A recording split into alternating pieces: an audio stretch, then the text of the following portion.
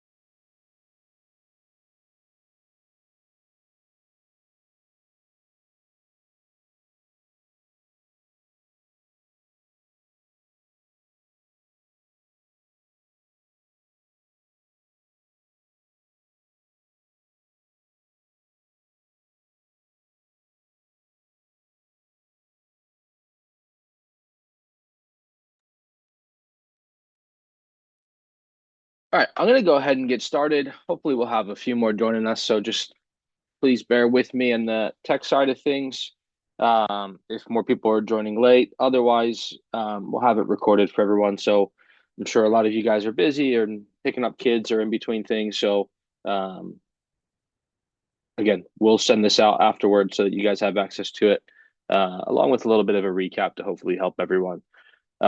So really just the idea behind this was really just to hopefully help you guys as parents navigate just the crazy time that is tryout season. And I think what we try to do with this is to make it not just specific to soccer, but obviously we have a lot of kids that, especially the younger ages, that are playing multiple sports. So hopefully, regardless of any other sports your kids are playing or anything like that, hopefully you'll find this useful or helpful along the way. So if at any point, especially since we have a smaller group, if you have any questions, feel free to drop them in the chat or unmute yourself if you're able to. I'm happy to kind of roll with the punches here. This ultimately is for you guys, so I want to make sure that you guys get the most out of it without taking up hopefully too much of your time tonight.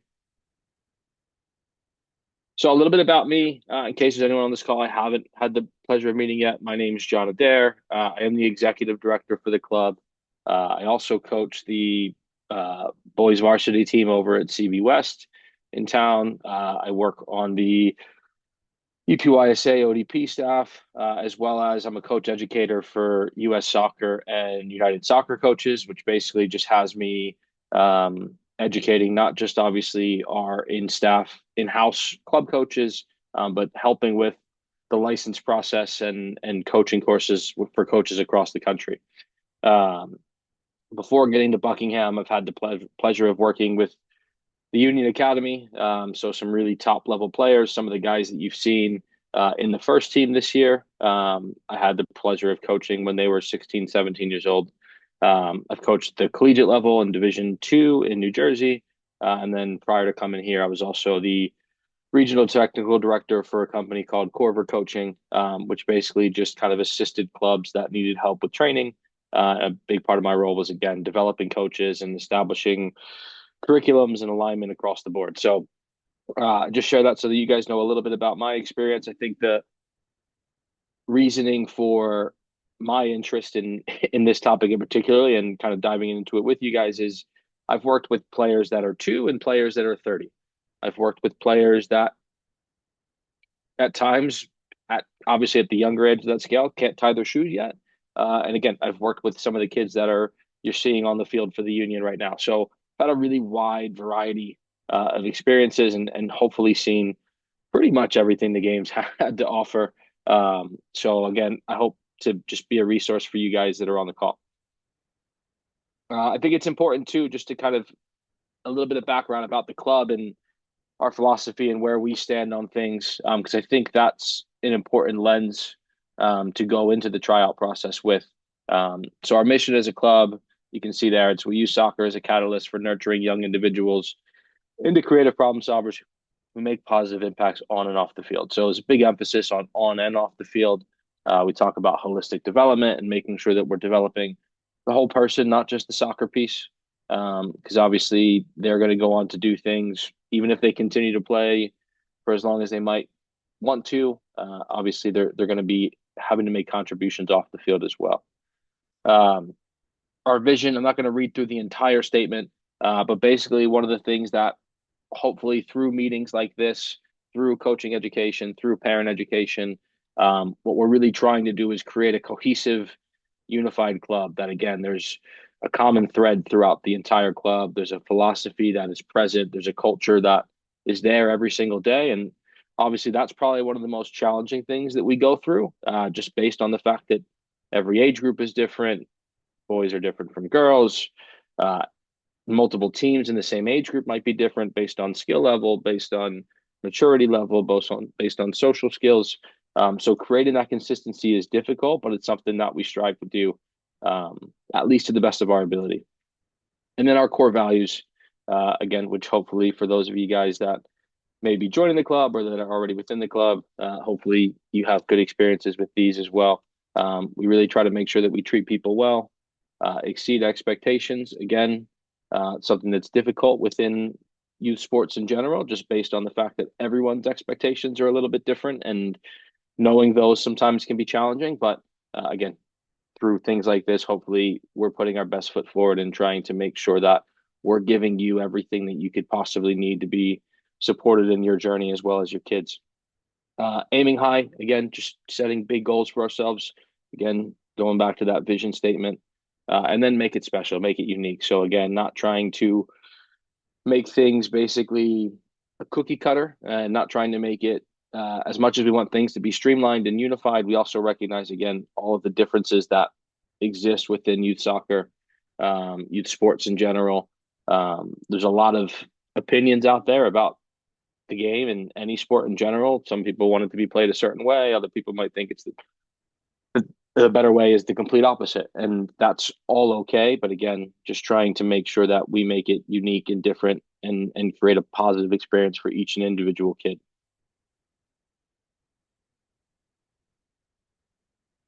So I'm going to give a minute or two here in case anyone is free and would like to participate. If not, it's okay. I know you guys are busy as well.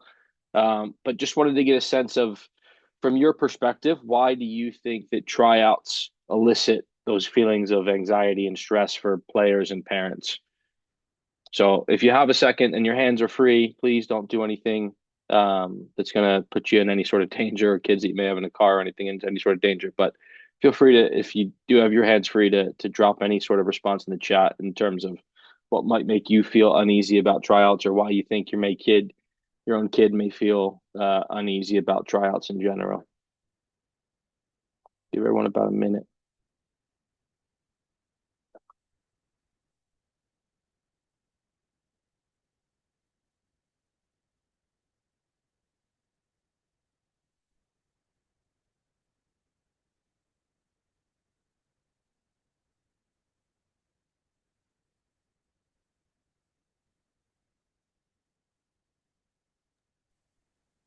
I know my youngest has voiced that she feels that she's small for her age, and then playing against bigger kids, she feels like she's at a disadvantage.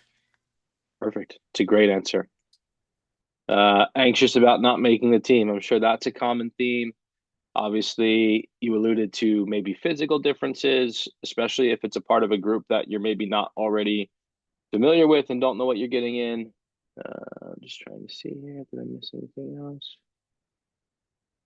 Awesome. All right. Great responses. I think a lot of them are probably pretty similar. So when we talk about tryouts, again, I think it's really important that we're just going to be open about our process and kind of what it looks like. Obviously, hopefully that takes some edge off for you guys as parents, and so that you can obviously make any of your kids aware as well. And then we'll go into obviously some steps if that doesn't exactly do the trick. So for tryouts for us, again, this part in particularly is exclusive to us, and this is what it looks like for us. So for current players, we really try to emphasize that it's nothing new or anything to be worried about. Obviously, current players within the club, we're going to take their body of work over the course of the whole season versus how they do on a one-off tryout. So for our own players, it's really important, obviously, that they still show up and do their best as a kind of way to evaluate maybe some of those unknowns, but at the same time, it's nothing to for them to stress over. Hopefully, at this point, after 10 months of playing soccer, we have a pretty good understanding of who they are as a player. We're not going to necessarily learn anything new about them in an hour and a half session. So, for current players, nothing to really stress. For new players, again, just trying to reframe it.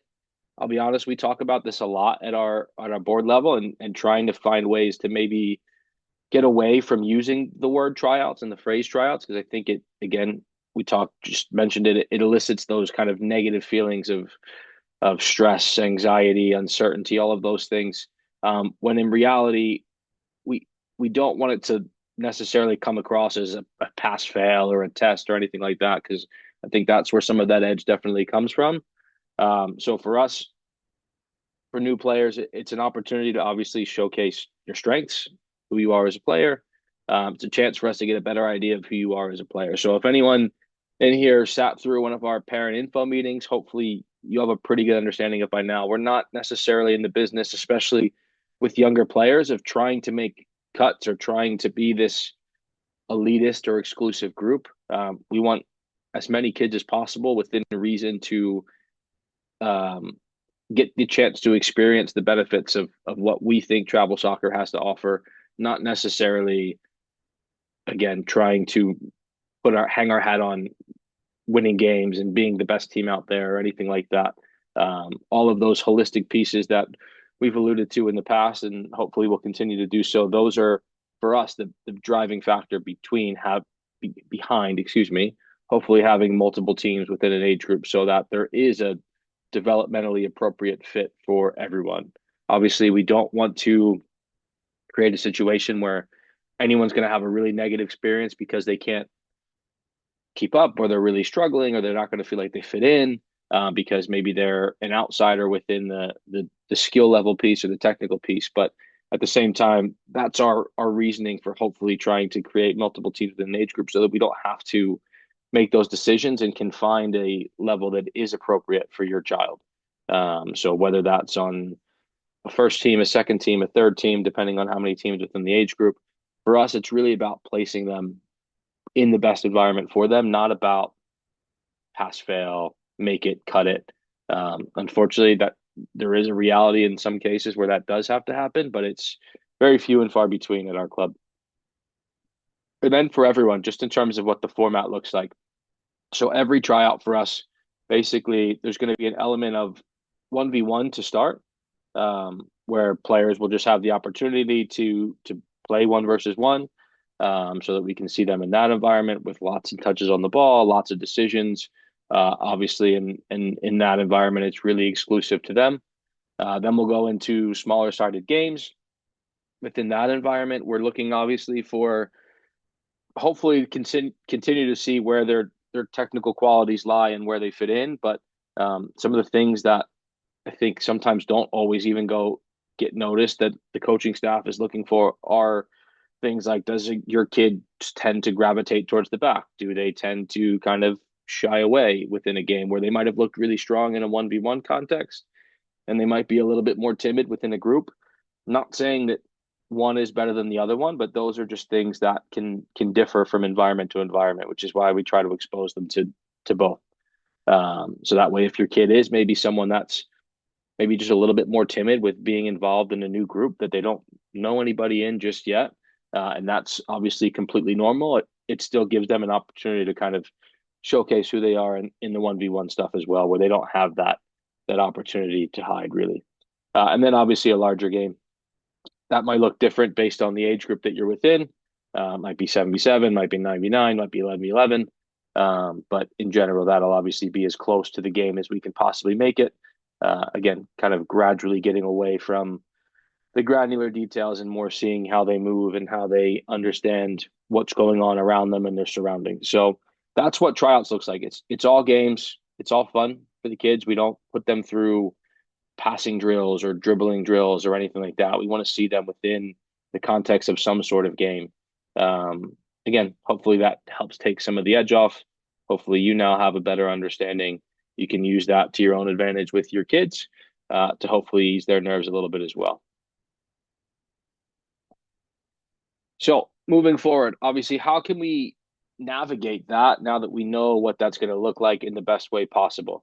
Again, we know the feelings that come up.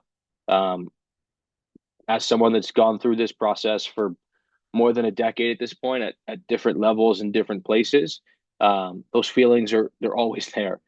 It's why again we've talked about trying to get away from using the phrase tryouts. Unfortunately, at least as of now, it's the clearest one that I think kind of represents exactly for parents what they're kind of getting into. Um, but again, trying to move forward so that we don't put any added stress and make it a really negative experience because obviously it's a stressful experience in terms of volume. There's going to be hundreds of kids right out on the field and coaches trying to evaluate them the best that they can, and there's a lot of unknown for you and a lot of unknown for current players and new players. So all of that obviously creates this situation that's a little uneasy. So how can we get through it obviously in the best way possible? And I want that to be, I want hopefully the message of this isn't necessarily the best outcome. I'm not going to be able to tell you what your child needs to do to make the top team within their age group. That's not what we're here to do. This is more about you and your own child's hopefully well-being through the process. So when we talk about obviously anxiety, we talk about stress. I think we can all recognize that those feelings come from some element of fear. And when you dive into the psychology of it, and I'll go through some of the sources and things like that this is from, because please don't misinterpret me as a psychologist expert. We'll go through some of the sources. Our director of operations is a school psychologist, so this has gone through him and gotten the green light of approval. So obviously there's a lot of truth in it. And even researching this myself, there's been a lot of aha moments along the way. So the four triggers of fear and kind of what makes us feel that way. Uncertainty, again, I think we hit on that pretty well. I think that a lot of times is probably the biggest one. Um, just whether it's, again, it might be a new group. Am I going to make the team? Am I not going to make the team? From the parent perspective, is my daughter or son good enough? Are they ready? XYZ. So there's a lot of uncertainty because there's a lot of moving parts that in reality, no singular one person can control. Attention, right? So a lot of focus, right, on one person. For some people, that can be a trigger for fear, where if you feel like you're in the spotlight, you feel like you're being watched, which in a large piece of what tryouts is that is what's taking place, and kids know it, and parents know it. So that can trigger some fear as well, and that can make us feel a little bit uneasy. Change, again, maybe you're coming from an intramural background, maybe you're coming from a different club, maybe you're afraid of, again, maybe this goes back into a little bit of uncertainty, but you're afraid of there might be some change to your team. You really enjoyed your team this year. There might be some kids coming from outside, or you feel like your child or someone else's child, their best friend, might be moving up, might be moving down, and that's going to change things. And obviously, if we found a situation that our child's really comfortable in, uh, that can create some uneasy feeling too, in the same way that a child recognizing that those things might exist might trigger some fear and stress and anxiety within them as well. And then obviously just struggle and adversity. I think huge part of it, kind of having to go through this process and not necessarily knowing where they're at, right? You your child might be coming from an environment where they're the strongest player at a different club or in an intramural setting, and now the level is a lot more challenging. And you might not find that out until the day of. So that might be more of a trigger for day two of tryouts or during the tryout itself. Again, and that might bring up some of that fear, anxiety. So you might see a stark difference in your child's behavior after the first tryout, even after you did everything right going into it, and they felt easy and they felt relaxed and they thought they were going to go out and enjoy themselves, and then you introduce struggle, you introduce a challenge, and then that might change the situation. That might change their behavior.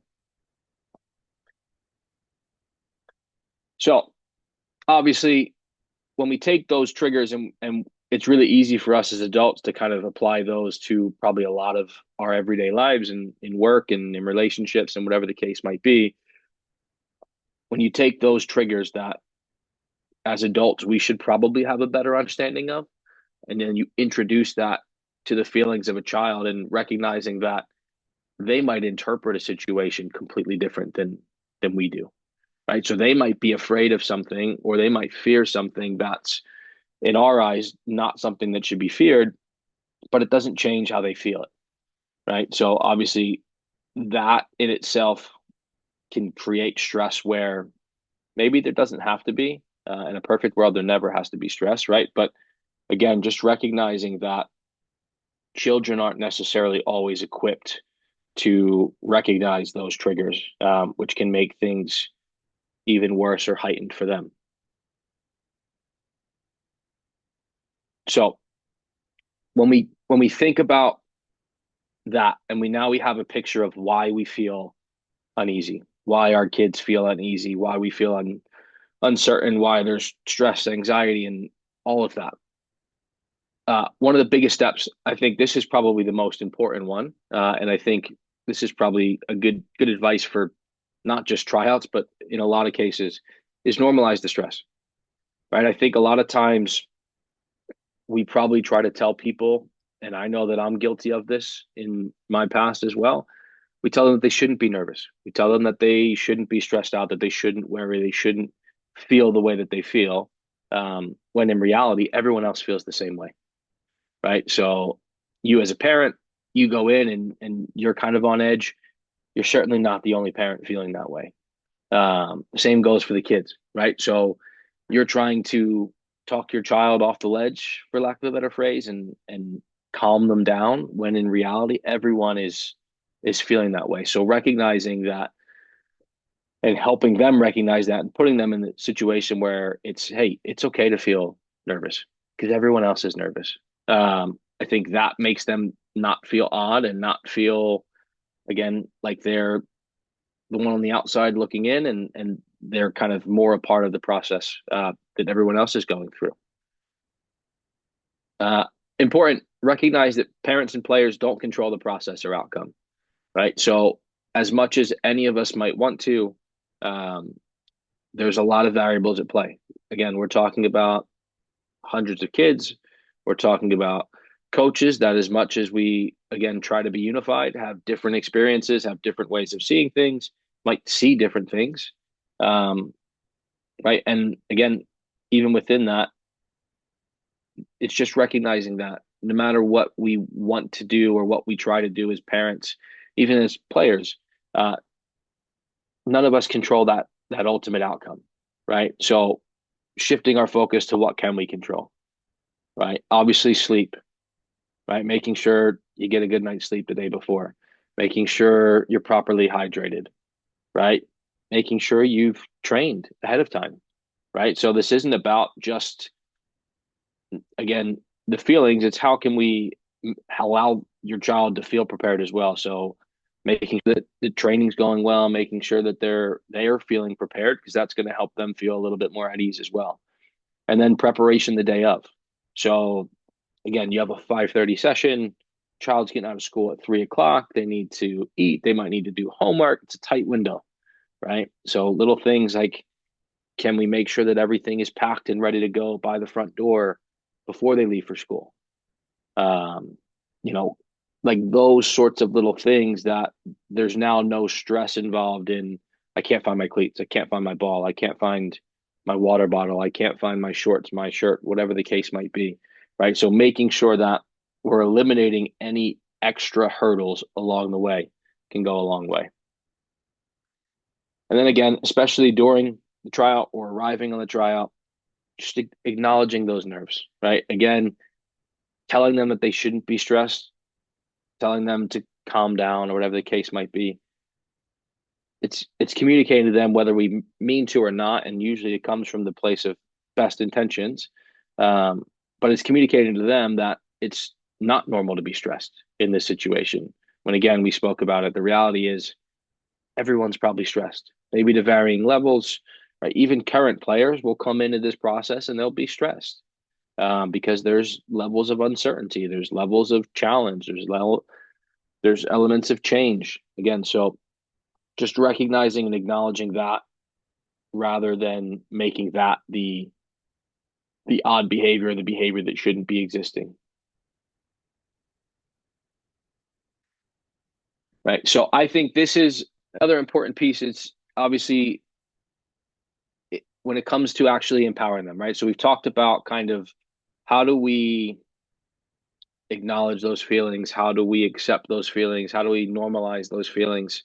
But now, how can we help them frame the tryout in a positive light? How can we help them be prepared, or even give them tips and strategy in terms of how to excel? So something that I would encourage everyone to do is ask your child who they are as a player, right? Hopefully, and a lot of times, again from experience, a lot of this will be things that are repeated to them from coaches, right? So whoever their coaches might have been, these are probably things that they've heard in a lot of cases. Um, Obviously, really important, especially in this context, to drive their attention towards their strengths, not their weaknesses. So a lot of times we focus on what are you not good at, what do you need to improve on, and that's a fine mindset to have. But especially in an environment that's already stressful, we want to obviously make sure that we're empowering them and putting them in a place of positivity that they feel good about themselves. The other piece of it obviously is, especially within a tryout where it's a really short time that we get to look at you, having what we would call a super strength, or having something that makes you stand out or makes you that's kind of identifiable, that's probably going to be more likely to catch someone's eye than a well-rounded player at times, right? So again, asking your child, what do they look like at their best, right? What do they sound like? What do they feel like? And I think it's really important because a lot of kids, if you ask them what they look like at their best, will tell you scoring goals. Um, we don't want this to be outcome based because they can't really control if they're scoring goals, right? And again, they might be coming from an environment where they're the strongest player, they can score goals at will, and tryouts might be more of a challenge. And now, if we create this idea that at your best you're scoring goals, and now in the tryout you're not scoring goals, that's going to have this snowball effect, obviously, on self confidence, on belief, whatever the case might be. So, some examples, obviously, trying to make it more action based. So, if you're a winger or you're a forward, it might be making diagonal runs to get in behind the opposition, or making runs to get on the end of crosses in the box. Right? There's probably something really specific that they do really well. Again, that's not outcome based. It might be dribbling past players. It might be it might be passing through lines. It could be a million things depending on where your child plays and what type of player they are. But hopefully they have an idea of some sort of action that leads to that. So if they say scoring goals, then we've just got to flip that and get down to the process of it. So how do most of your goals come? What did you do leading up to those goals? Right. And that's probably something that can be actionable. So now they feel like they're going into the tryout and you can repeat these phrases over and over and over again, right? And you're talking to your child. So it's, remember, making those runs, diagonal runs, diagonal runs, diagonal runs. And now they continue to do that. And now, whether the ball's ending up in the back of the net or not, they've done what they've set out to be, um, which hopefully is, if not the best, a really good version of themselves, right? What do they sound like? Are they a leader?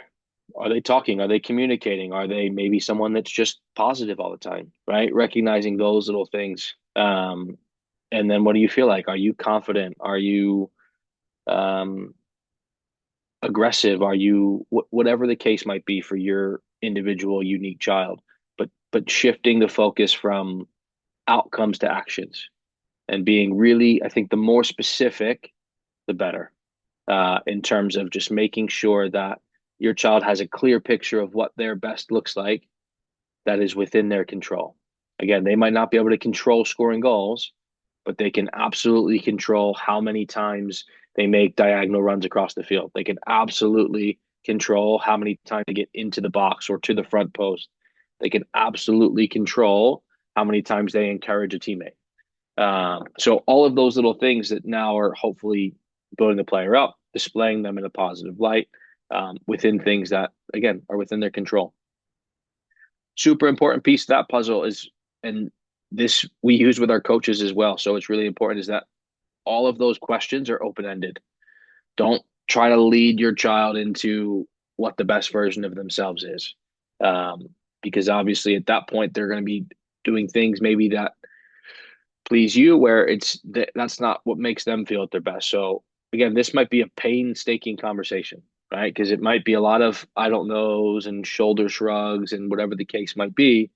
But ultimately, hopefully, you come out of that conversation with your child with a few actionable things and keep it really simple, two, maybe three things that they can absolutely can control that don't require them to no, it's not going to differ based on the environment they find themselves in. So again, if they find themselves in a more challenging environment, these are still things they can do to different varying levels of success, right? Again, rather than focusing on outcomes and it's about goals and assists or it's about saves as a goalkeeper or whatever the case might be.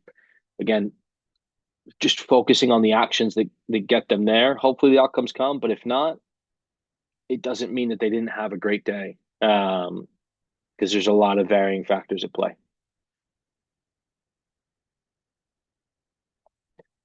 So on to the next part. And this is obviously a lot of times when things can get ugly, unfortunately, in the landscape of not just youth soccer, but youth sports. Uh, Again, there is a chance for every child that post tryouts, it's bad news, right? And again, I want to reframe that it's not necessarily that in most cases, it's not that your child hasn't made a team, but it might be that your child was on the top team in the age group and they're moving down. It might be that you thought your child was going to make a top team and that's where all their friends are, but you're instead being selected for the second team. And again, we recognize that there's a lot of people that won't be happy with the news they get, and that's if we could please everyone, we would, but that also wouldn't be fair to everybody. And there's also rules around it in a lot of places with roster capacities and things like that. But ultimately, again, how do how can we deal with that bad news if that's what we get? Right. So I think one of the most important things, and hopefully is a big reason that a lot of you have signed your kids up for team sports in general, it's recognizing that sports resemble life. There's ups, there's downs, there's adversity. So recognizing that it's just a blip in the road, regardless of what it is, um, and to kind of see it for what it is. Right, we're talking about a 10-month period of youth soccer. We're not talking about life or death. We're not talking about professional contract or not. We're not talking about anything that is um, worthy of some of the reactions that I'm sure a lot of you guys have heard horror stories about. Um, so again, recognizing that you can't control coaching decisions and environmental factors that led to it. So there might be 75 kids in an age group, and we'll staff them 100% appropriately. But again, it's not within your control. Your child can do everything right, and when they did one thing right, their coach was looking the other direction at a different player, right? Or there's just a lot of good players in a certain age group. It's so variable, and ultimately, no matter what, you can't control coaches' decisions at the end of the day. What I will tell you, in particularly about our group, is the amount of detail and conversation that goes into making those decisions is exhausting, to be quite frank. So just to give you an idea, from the second end of your second tryout. So for the girls on Wednesday, for the boys on Thursday, within 72 hours, we send out all of the offers in terms of your child's been selected for XYZ team and instructions on how to register. Within those 72-hour periods, myself, other leaders within the club have a conversation with each and every coach in each and every age group. And I can tell you that those conversations typically take significantly more than an hour. Um, it would be really easy to just base this off of skill level or technical level, but there's a lot of things at play, especially when we're dealing with kids, and we're talking about kids again of different maturity levels and social skill levels and experience. And again, a lot of times we're talking about moving a kid that might have been in a team full of his friends, and maybe the right thing for him to do is to move down a level. But that doesn't make that conversation any easier. It doesn't make it any easier for the kid or the family to handle. So those are things that we thoroughly discuss. And it's a long week, so there's a lot of effort that goes into it. And I promise you, it pretty much comes down to we've probably turned over every stone and talked about everything we possibly could. Um, and our decision is ultimately going to be our decision. It doesn't mean that we're even necessarily always thrilled with the way that things shake out, because things depend on numbers and roster sizes. And um, every once in a while, you'll have a random group of new players that comes in and is a really talented group of players. And while we try to be as loyal as we possibly can and do right by the families that are within us in our club, we also need to be fair to everybody. So it's a really tough week for coaches, for leadership as well. Not to negate everything that you as parents and your children are going to go through, but I promise you that it's not a simple conversation, or there's nothing that we're overlooking when we go through this process. Uh, Controlling what you can moving forward, right? So whether you decide to accept your spot, decline your spot, whatever the case might be, regardless of that, again, we can shift our kids' focus to things they can control, right? How do they show up to training? How do they work in training? How do they compete on game day? All of those things, not outcome based, but action based, right? And then developing goals. And again, I think it's a great idea to have two types of goals in this scenario, which would be outcome goals, which again, if maybe your child was put on a second team, it might be to make the top team the next year. That's a great outcome goal to have for obvious reasons, right? But then there's got to be process goals that go along with that. So how do you get to that point rather than just having one generic overlying goal?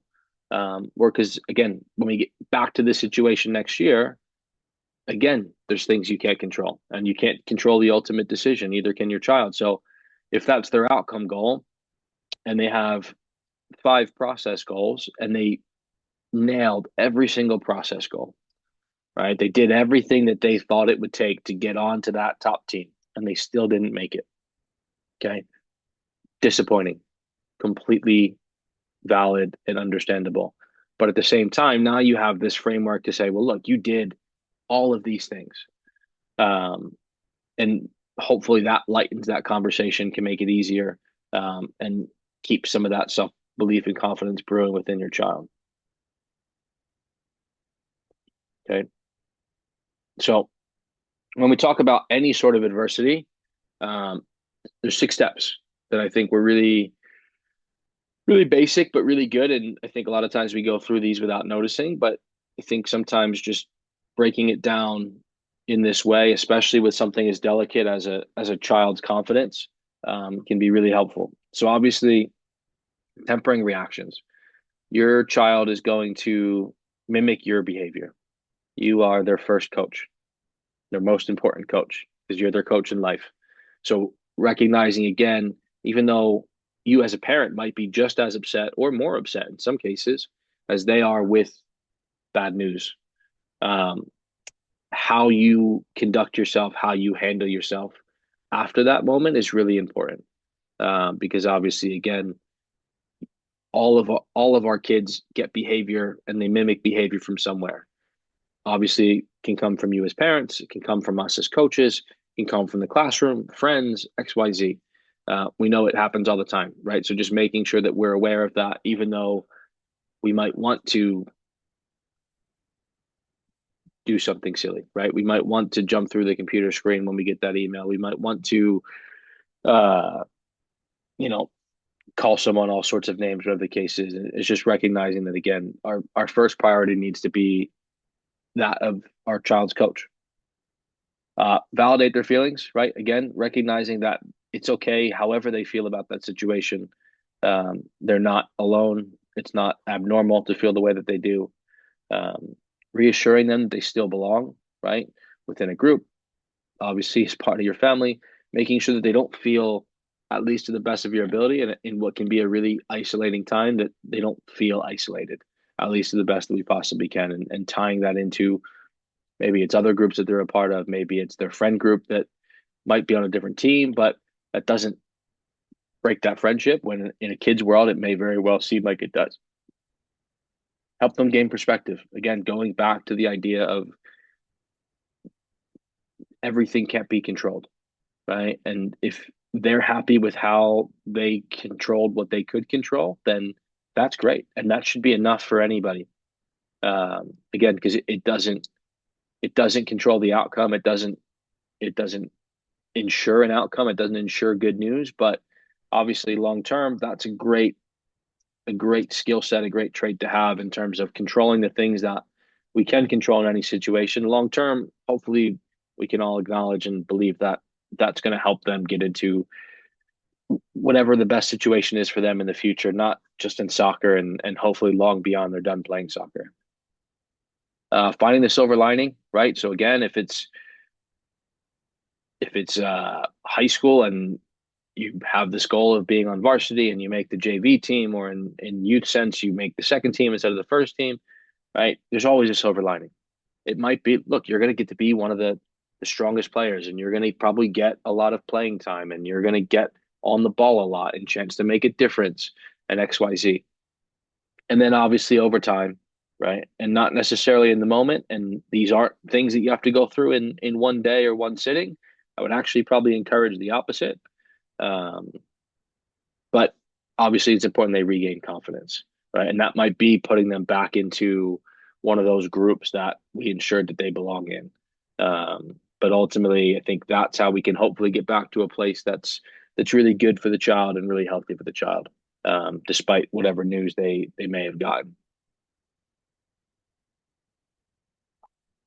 So, kind of already hit on this, but what do tryouts look like for us? Obviously, during we have a check-in process, which as we get a little bit closer, we'll send out exact details for that. But you'll arrive about 15 minutes before your tryout session. There'll be a check-in table. You'll give whoever's there your name. They'll give you a shirt. That shirt will be the shirt that you wear for both tryout sessions, um, and that will be how the coaches can identify you. It'll have a number on the back. That way, we don't have to deal with any messy pins or stickers or anything like that. Obviously, we talked about the tryout itself. Coaches will go through activities of 1v1, smaller sided games, larger sided games. And then again, within 72 hours, so 3 days after your tryout, you'll have information based on where your child was placed, along with instructions on how to move forward. So, next steps. And I know there's a question at the bottom. I'm just about done here, and then I'll get right to it, I promise. Next steps, speak with your player. And I'd recommend, especially the things about kind of identifying what those actions look like, about them being at their best, um, sooner rather than later. It's the reason for us doing it now and not waiting till the week of, because obviously at that point they might already be feeling these things, or hopefully by now they're hopefully not fully there yet. Um, but again, it's probably going to heighten obviously as we get a little bit closer. But recognizing again, if we can start to create maybe those little phrases that are can be drilled down at home, that can be drilled down on the way to tryouts, at tryouts, whatever the case might be, where it's not coaching, right? I don't want anyone to misinterpret it for coaching your child on the way to tryouts and telling them what they should be doing or what they should be trying to do. But again, if they have this image of what their best self looks like, and we can consistently draw their attention to it, then obviously they're probably more than likely to at least give it a go, and obviously increase the likelihood that they do those things that they said were going to be important to them. Um, Again, highlighting actionable words and phrases they bring to the table. Again, use those from now and until then, right? With their games that they have between now and then, with the training sessions they have between now and then, can they really emphasize doing those things consistently, right? And I would challenge everybody here that that's a good practice for as a parent for your current situation, your future situation, and not just tryouts. Um, I'm sure we've all seen and heard, and we deal a lot with people that a lot of times it's, oh, if I score a goal, I'm going to get $5. If I score a goal, I'm going to get ice cream or whatever the case might be. It's always well intended. My strong recommendation would be to avoid rewarding outcomes. Because again, even those outcomes, and they might score a goal, and that's great. And we don't want to take that away from them. But even within whatever environment they're in right now, that could be taking away from what the coach is asking them to do, right? Which obviously it's creating, whether we want to or not, kind of a confusing state for the child where it's, I'm listening to my parent, which I should do, but then my coach is telling me to do something completely different. Or I might score a goal and my coach might still be not thrilled with me because I might have missed an opportunity to pass, or I might have shot when a million different reasons why, right? But if that's not aligning with what the coach is telling them to do, where again, if we focus on the actions, they're probably going to repeat things back to you that they've heard from their coach, right? So they're not just going to come up with these novel ideas and brand new information. It's going to be things that they've probably been encouraged or heard their coach encourage before, or tell that their coach has told them it's a strength of theirs, whatever the case might be. And again, now encouraging those things might be a better way of making sure that what they're doing stays aligned with what the coach is asking them to do, which obviously is going to help your child in whatever environment they're in. And then again, we talked about it before, but making sure that you're as prepared as you can be and just focused on controlling what you can control, right? So, day of, at least best that you possibly can. I know everyone's living crazy lives and busy schedules, but having equipment ready, right? We asked everyone to get there 15 minutes early in terms of check-in, getting there an extra 5, 10 minutes where maybe you can relax, sit in the car, whatever the case might be. That way, again, you're not feeling stressed, right? Or just being the first one to get in, get your t-shirt, and now you're not in a situation where you might feel like you're having to rush to your field um, to get involved, right? And last little bit. So I talked about the resources again. All of these slides, obviously, we've put them into a nice kind of hopefully easy to digest way, but these all come from different resources. So soccerparenting.com is something that we're a partner with as a club. Um, there's a wonderful lady named Sky Eddie Bruce that runs that. She's a former professional player from actually in the Philly area, but has gone on to coach, and now she is full time within this area of trying to help kind of bridge the gap between parents and coaches and parents and clubs and educating both sides on how to have a really good relationship for the sake of the players, obviously. Stu Singer, who's a sports psychologist, works within the WNBA. Dan Abrams, which is someone that I try to follow really closely for anyone that's on social media. He's a great follow in LinkedIn or Twitter or whatever you might use. He's a sports psychologist. He's worked within professional leagues within soccer with coaches like Arnie Slot, if anyone's aware of him, during his time at Feyenoord. Now he's at Liverpool, about to win the Premier League. So amazing insights. Christy Rampone, obviously, hopefully some people are familiar with her. She's a former U.S. women's national team star. So again, I can't take credit for any of this in terms of information, but I think these are good resources if you're looking for more or you're interested in maybe other topics. Especially soccer parenting is a great place to start. All right, so questions. I know we have two here. Um, okay, so we did have a question. It says, will the coaches that evaluate the kids during tryouts be those that coach that age group during the season? To answer that, what it will end up being is in the next couple days to a week, we're going to announce our coaching staff for next year. Those coaches will be involved in that tryout selection process. So to give you an idea, if you're within a group that might have a coach that's moving to a different age group, if it works out that we can have both coaches, that's great. So the current coach and the future coach, that's super ideal. In a lot of cases, it's not. In that case, what we do is we involve the future coach that's going to be taking over that team or that age group. And then when we get down to time for decisions, and there's a little bit of uncertainty and where to draw the line for one team versus another team, we also converse with all of the coaches that have been involved in that age group as well. So we involve as many people that have as much information about the players that we're talking about as possible. Because obviously, again, they're going to know them better.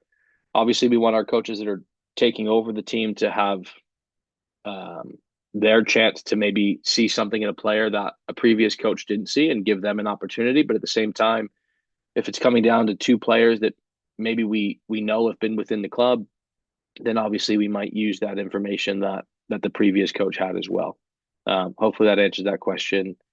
If a player is selected to a B team, will they only be playing against other teams of that caliber from other clubs? So good question. As best we can, absolutely. So basically, regardless of where your child is, in terms of our team structure, the goal is to obviously hopefully help them play meaningful competition. What that is for each team is obviously different. So there's a wide variety of youth soccer teams, as you can imagine. Um, so yeah, our what we try to do to the best of our ability is match our first team against teams that are going to be challenging for them, second team with teams that will be challenging for them, third team with teams that will be challenging for them. Um, but especially with the younger ages, there's no perfect science to it. So to give you an idea of what happens, and the reason that tryouts are much earlier than I would even prefer them to be is the leagues that most of our teams will play in start asking us for recommendations on where we think our team should play within the league. So division one, two, three, four, five, six, seven, whatever it might be. Um, we can obviously base that off of previous teams' results, knowing that there might be some change within that too. So it's it's challenging. It's never perfect. What I would always say, obviously, in an ideal world, maybe your team is 500 in the fall and 500 in the spring, and I think that's an amazing season. I think that's perfect. There are times where we either get it wrong or we may request something. Let's just say that we have a team and there's a lot of turnover.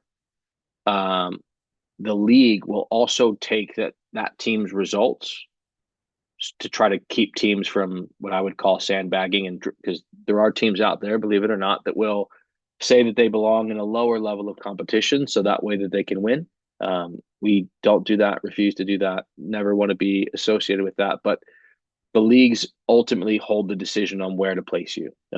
So if we have a team that went undefeated in a certain division and we're asking them to stay in the same division, chances are the league probably won't allow that just based on the fact that they did so well in the past.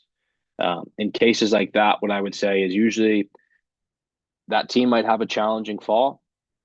If that's the case, what usually ends up happening is at that point it's reassessed in the spring. You'll drop down a level, two levels, whatever it might require, and then you'll probably have a really nice spring season. So very rarely does a team have a really poor fall and a really poor spring, because you get moved based on how you did in the fall as well. Um, and then the last one of this one was, is there a chance of being postponed due to inclement weather?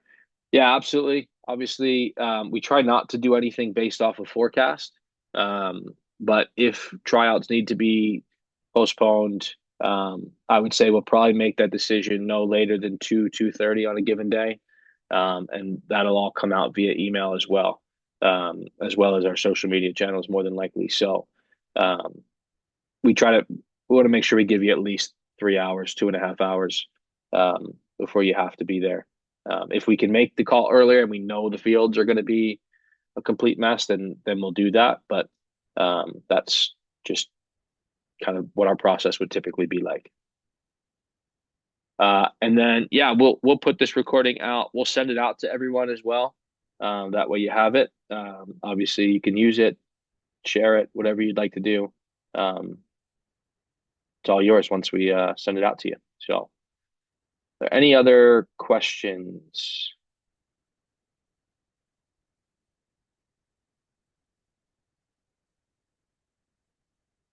Awesome. Well, I appreciate you guys taking the time. If you have any questions, I'll hang out here as long as need be. If not, again, really appreciate the time and look forward to seeing you guys all in a few weeks.